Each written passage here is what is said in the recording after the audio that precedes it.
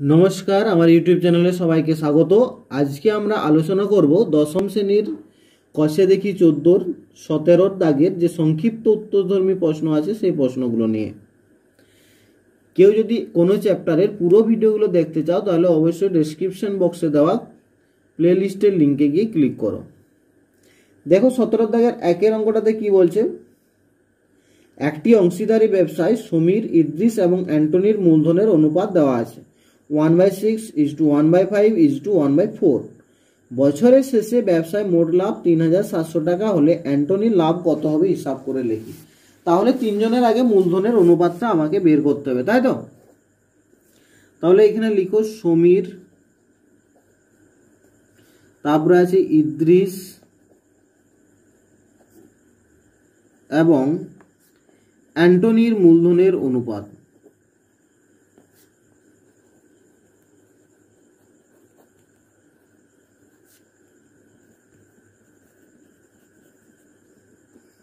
কত হবে?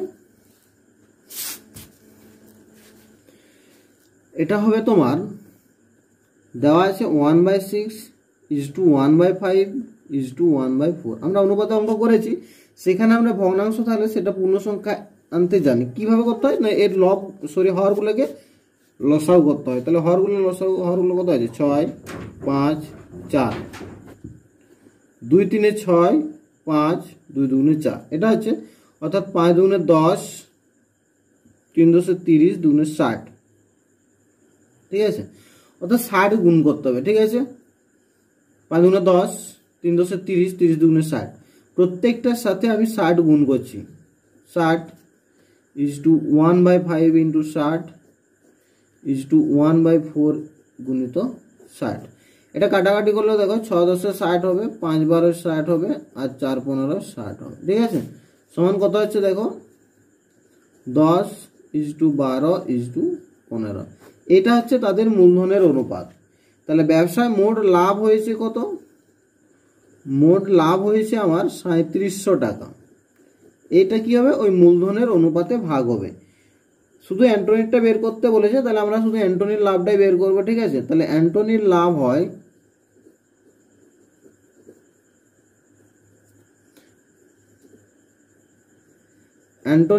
হয় সমান কত হবে?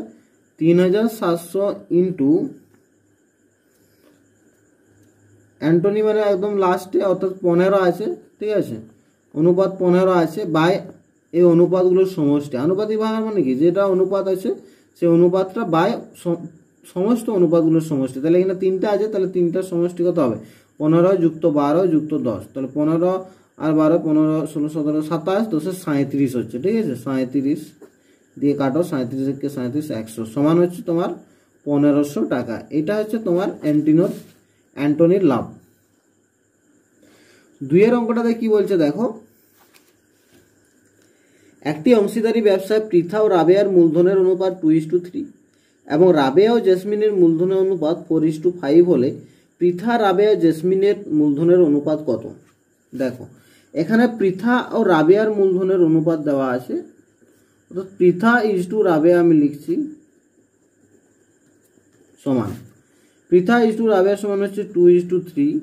ঠিক আছে, আর রাবেয়া মূলধন ইজটু জেসমিনের মূলধন সেটা দেওয়া আছে তোমার 4:5। ঠিক আছে, দেখো রাবেয়া এখানেও আছে, এখানে রাবেয়ার অনুপাতটা 3 আছে, এখানে রাবেয়ার অনুপাতটা 4 আছে। তাহলে রাবেয়ার অনুপাতটা আমাকে সমান করতে হবে। কি করে সমান করব? দেখো এটাকে আমি 4 দিয়ে গুণ করে দিচ্ছি। তাহলে 4 দিয়ে গুণ করলে কত হবে? 4 2 8 4 3 12। এটা আমি করতে পারি তো, কারণ এটাকে গুণ করে আমি এটা করতেই পারি গুণিতকের আকারে, মানে অনুপাতটা একই, তাই না? এটাকে আমি 3 দিয়ে গুণ করছি, তাহলে 3 4 12 3 5 15। ঠিক আছে, তাহলে দেখো এখানে আমার রাবেয়ার কত আছে? 12, এখানেও রাবেয়া 12 আছে অনুপাতটা।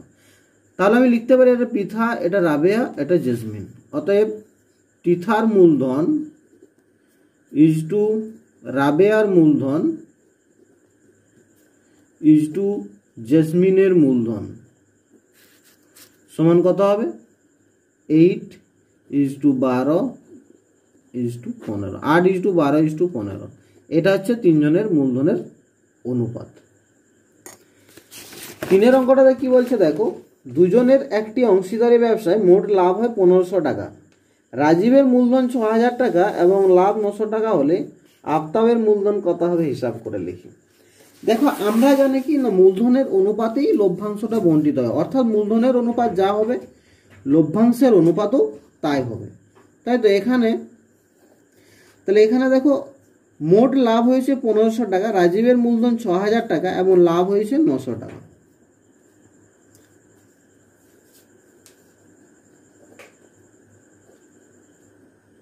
রাজীবের মূলধন সমান 6000 টাকা আর লাভ কত হয়েছে সমান 900 টাকা, তাই তো। মোট লাভ হয়েছে আমার, মোট লাভ কত হয়েছে 1500 টাকা। তাহলে মোট লাভ যদি 1500 টাকা হয়, সেক্ষেত্রে রাজীবের লাভ হচ্ছে 900 টাকা। তাহলে আফতাবের মূল লাভ কত হচ্ছে, আফতাবের লাভ সমান 1500 মাইনাস 600 সমান কত হবে, 1500 মাইনাস 900, কারণ মূলধন রাজীবের লাভ হয় 900 টাকা, তাহলে এটা সমান কত, 9 কত 15 6 সমান 600 টাকা। অর্থাৎ আফতাবের লাভ হচ্ছে 600 টাকা, রাজীবের মূলধন 6000 টাকা, লাভ 900 টাকা। আফতাবের শুধু লাভটা হচ্ছে 600 টাকা। আফতাবের মূলধন আমরা জানি না, ধরিলাম আফতাবের মূলধন x টাকা, ধরিলাম আফতাবের মূলধন সমান x টাকা, ঠিক আছে। তাহলে আফতাবের মূলধন যদি x টাকা হয়, তার মানে কি হবে, অতএব রাজীবের মূলধন 6000 টাকা ইজ টু আফতাবের মূলধন x টাকা সমানই হবে তোমার রাজীবের লাভ 900 টাকা ইজ টু আফতাবের লাভ 600 টাকা, কারণ মূলধনের অনুপাত আর লাভের অনুপাত সমান হয়। তাহলে এটা হচ্ছে রাজীবের মূলধন, আফতাবের মূলধন সমানই হচ্ছে রাজীবের লাভ ইজ টু আফতাবের লাভ। বা এটা ক্যালকুলেশন করো, তাহলে 6000 বাই x সমান হচ্ছে 900 বাই 600, 0 0 কাটলো, 3 3 9, 3 2 6, বা আড়াআড়ি গুণ করলে কত হচ্ছে 3x সমান হচ্ছে 6000 গুণিত 2, বা x সমান কত হবে 6000 গুণিত 2 বাই 3, 3 2 6, 0 0 0, 2000, 2 2 4000। অর্থাৎ আফতাবের মূলধন কত হবে, আফতাবের মূলধন হবে 4000 টাকা, ঠিক আছে। 4 অঙ্কটাতে কি বলছে দেখো, একটি অংশীদারি ব্যবসায় তিনজনের মূলধনের অনুপাত দেওয়া আছে 3:8:5 এবং প্রথম ব্যক্তির লাভ তৃতীয় ব্যক্তির লাভের থেকে 60 টাকা কম হলে ব্যবসায় মোট কত লাভ হয়েছিল হিসাব করে লিখি। এখানে আমি ধরে নেব যে ধরি x টাকা লাভ হয়েছিল, ঠিক আছে। প্রথম ব্যক্তির লাভ বলছে, প্রথম ব্যক্তির লাভ তৃতীয় ব্যক্তির লাভের থেকে 60 টাকা কম, অর্থাৎ তৃতীয় ব্যক্তির লাভ প্রথম ব্যক্তির থেকে 60 টাকা বেশি, তাই তো। তাহলে তিনজনের মূলধনের অনুপাত দেওয়া আছে, তিনজনের মূলধনের অনুপাত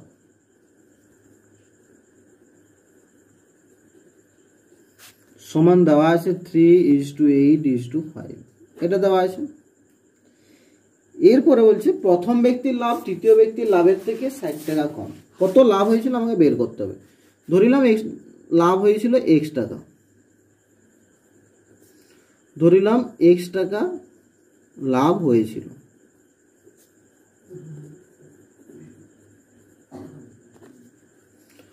অতএব প্রথম ব্যক্তির পাই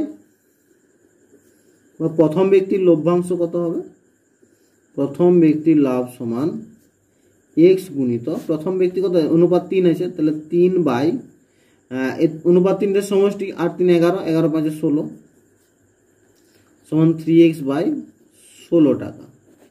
ঠিক আছে, দ্বিতীয় ব্যক্তি আমরা বের করছি না, শুধুমাত্র তৃতীয় ব্যক্তিটা বের করলে হবে। আর তৃতীয় ব্যক্তির লাভ সমান, তৃতীয় ব্যক্তির অনুপাত কত আছে 5, তাহলে x গুণিত 5 বাই 16 সমান হচ্ছে 5x বাই 16 টাকা। এই যে তৃতীয় ব্যক্তি পেল 5x বাই 16 টাকা, এটা সমানই হবে তোমার কত, এটা সমানই হবে 60 টাকা, তাই তো? কারণ তৃতীয় ব্যক্তিটা প্রথম ব্যক্তির থেকে 60 টাকা বেশি পাচ্ছে, প্রথম ব্যক্তি তৃতীয় ব্যক্তির থেকে 60 টাকা কম পাচ্ছে। তাহলে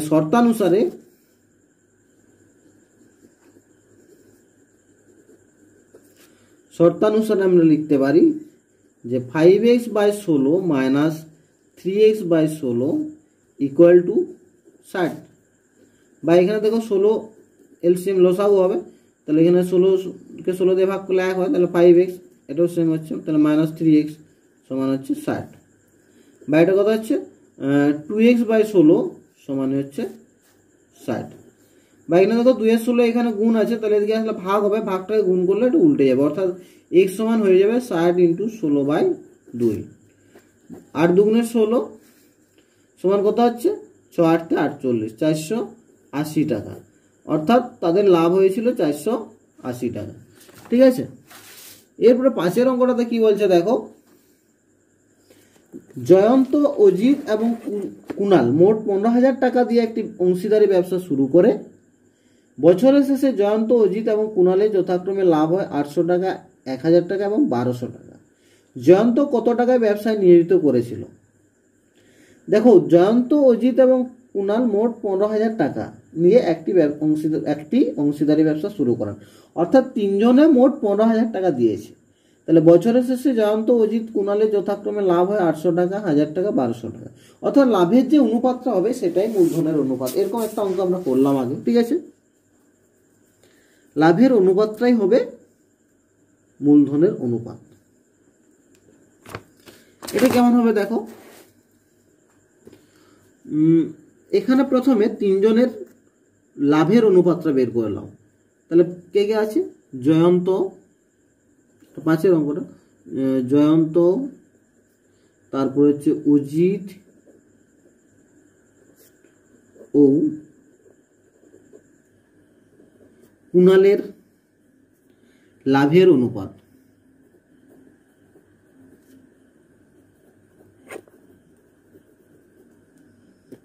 সমান, জয়ন্ত পেয়েছে 800 টাকা, কুনাল পেয়েছে 1000 টাকা, আর অজিত পেয়েছে 1000 টাকা, আর কুনাল পেয়েছে 1200 টাকা।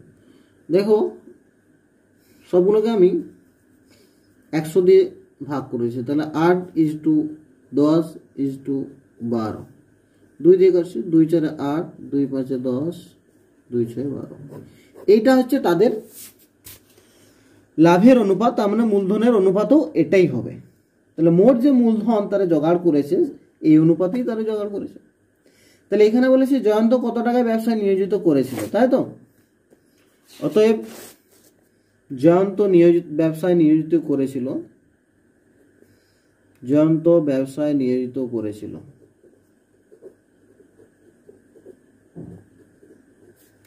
জয়ন্ত ব্যবসায় নিয়োজিত করেছিল কত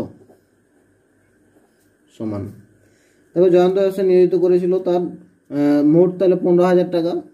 এই অনুপাতে সবাই করেছে 4:5:6, তাহলে জয়ন্ত মানে 4 অনুপাত আছে, বাই এল অনুপাতগুলোর সমষ্টি কত হবে, 4 5 4 9, 9 6 15। ঠিক আছে,